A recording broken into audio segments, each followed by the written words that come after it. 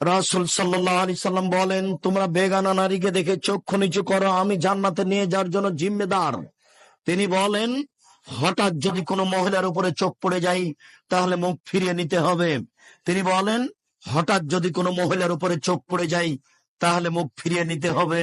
বলো যুবক, তোমার মোবাইলের কি হবে? বলো যুবক, তোমাদের টিভির কি হবে? তুমি, তোমার বোন, তোমার দোলা ভাই, তোমার মা, তোমার বাপ, তোমরা 14 গোষ্ঠী মিলে ল্যাংটা বেশ্যালয়ের মেয়ে দেখে চক্ষু ঠান্ডা করো, কলিজা ঠান্ডা করো, তোমরা জান্নাত কিনতে চাও? এটা হয় কি করে? এটা বুঝতে পারলাম না। পতিতালয়ের রং মাখানো মেয়ে দেখে জান্নাত কিনতে চাও কি করে?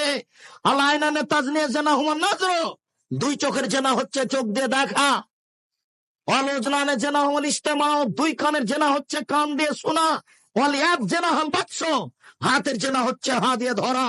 ওর রেজের জেনা হল মাসি, পায়ের জেনা হচ্ছে পা দিয়ে চলা। জেলাল কাল্পে তেমন তস্তাহি, অন্তরের জেনা হচ্ছে পরিকল্পনা করা। জেলাল লেসান নক্য, জিওয়ার জেনা হচ্ছে কথা বলা। এগুলো সব জেনার মাধ্যম।